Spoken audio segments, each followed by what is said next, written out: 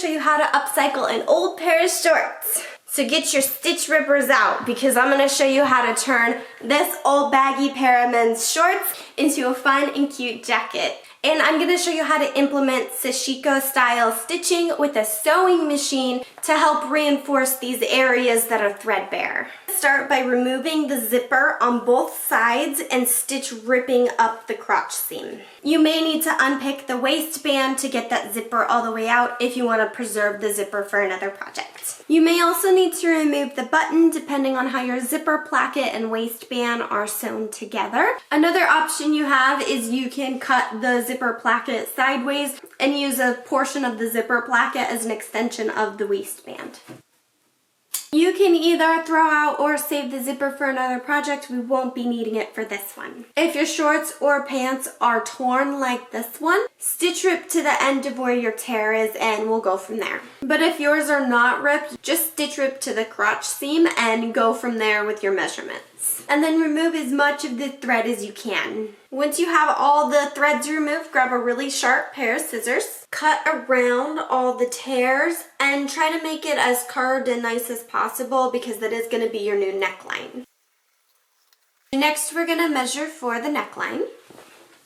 If you put the shorts on and that button lines up perfectly with your underbust like mine does, you are done. You don't have to measure anything else. You can keep it this way. If it's not long enough or you need more room, then just cut around that opening until you do have enough room. Alternatively, you can take a measuring tape, measure how long you want that neckline to sit, transfer that measurement to your pants or shorts, and then trim along the edge until it lines up with your desired neckline. Next, you want to get out your sewing machine and set it up with a contrasting or dark colored thread. We want to reinforce the edge we just hacked up. So we want to sew a few rows of zigzag stitching along the whole edge of the neckline. It's a good idea to back stitch over the joints from where the old seams were just so you can reinforce them a little bit more.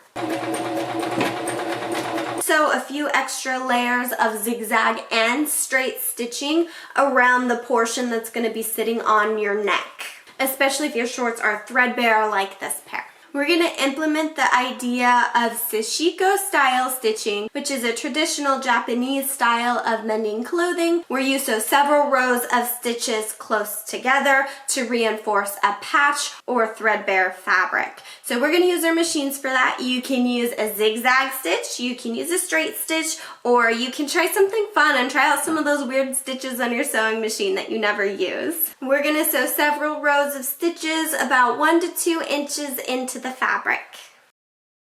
Once you have several rows of stitching along the collar, it is time to try your jacket on. Now, if you're new to sewing and that was really complicated for you, you don't have to do any more. You can wear your jacket just like this. But I think these pockets are a little bit uncomfortable this way, so I'm going to take these pockets off. I'm also going to sew the front pockets shut so they lay a little bit flatter around my chest. And I'm also going to add a dart on each side to taper the waist in a little bit. I also want to take some of the stitching that I did around the collar and apply it to the sleeves. I secured the front pockets with several rows of zigzag stitching so I can trim them from the inside to reduce bulk.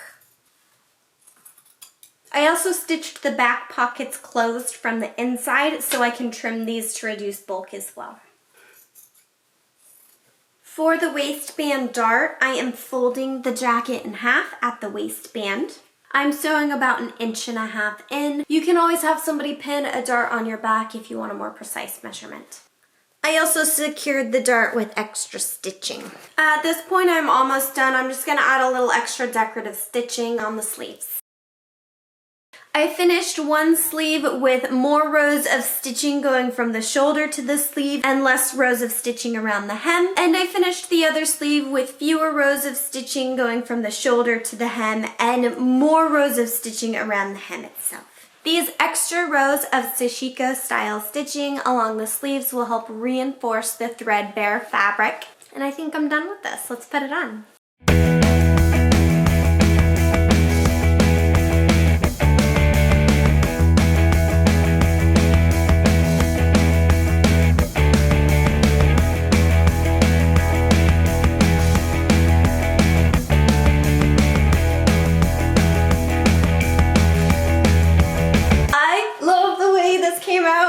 so much fun. This is much less bulky without the pockets under the arms. I have a lot more range of movement and it's a lot more comfortable. I'm really glad I took all the pockets off, even though it took a while and it was kind of a pain in my wrist. The thing I absolutely love about upcycling pants into jackets is that you don't have to make it perfect. It doesn't have to look crisp and clean. You can make it as grungy and as punk as you want. This is a fun statement piece that you can just layer on top of whatever, especially on those days when you're not feeling great.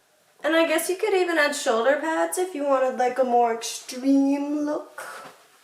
You can easily make this jacket in an afternoon like I did. So if you're new to sewing or you just want to make an easy project in an afternoon, this is the project you want to make.